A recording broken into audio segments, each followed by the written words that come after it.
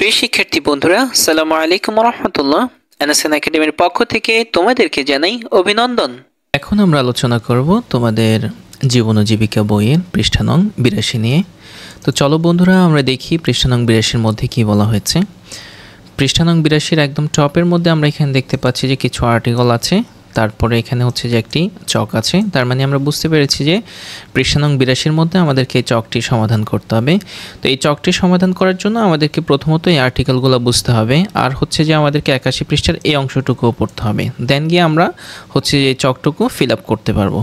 তো চলো বন্ধুরা, আমরা শুরু করি। এখানে প্রথমত বলা হয়েছে সাদিয়া ষষ্ঠ শ্রেণীর ছাত্রী, ছোটবেলা থেকেই খেলাধুলা ও চিত্রাঙ্কনের প্রতি তার আগ্রহ, পড়াশোনার পাশাপাশি নিয়মিত চিত্রাঙ্কন শেখে, বাবা মায়ের সঙ্গে বেড়াতে পছন্দ করে, ঘরের কাজ করে, কমিকস, ছড়া ও সায়েন্স ফিকশন বই পড়তে পছন্দ করে, বাসায় তার পোষা বিড়ালের সঙ্গে খেলা করে, বারান্দায় বাগান করে, বন্ধুদের সঙ্গে খেলা করে, বাসায় তার বাবার কম্পিউটারে একটু একটু করে চিত্রাঙ্কন করা শেখে, কখনো কখনো অনলাইনে কোডিংয়ের বই পড়ে ও প্রোগ্রামিং করা শেখে। একটি প্রোগ্রামিং প্রতিযোগিতা অংশগ্রহণ করে সে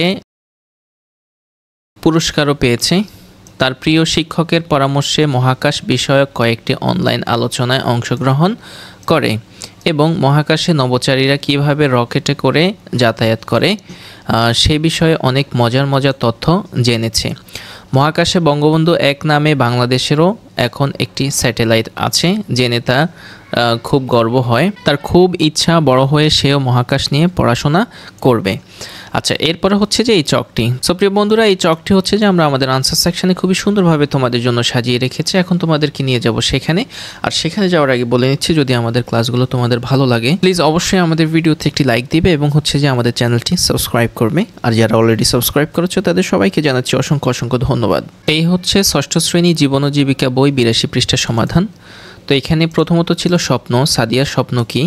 তো সাদিয়ার স্বপ্ন হচ্ছে যে সাদিয়া বড় হয়ে সে মহাকাশ নিয়ে পড়াশোনা করবে। তাহলে কি সাদিয়ার স্বপ্ন বড় হয়ে সে মহাকাশ নিয়ে পড়াশোনা করবে। আচ্ছা, এরপরে হচ্ছে যে সাদিয়ার পছন্দের কাজ কি? তো সাদিয়ার পছন্দের কাজ আমরা এটা পড়ে জানলাম যে বাবা মায়ের সঙ্গে বেড়াতে যাওয়া, ঘরের কাজ করা, কমিকস ছড়া, সায়েন্স ফিকশন বই পড়া ইত্যাদি সাদিয়ার পছন্দের কাজ। সো হচ্ছে যে প্রিয় বন্ধুরা, এটি হচ্ছে তোমাদের ৮২ পৃষ্ঠার সমাধান। আশা করি তোমরা বুঝতে পেরেছো। আর আমাদের সঙ্গে থাকার জন্য অসংখ্য ধন্যবাদ।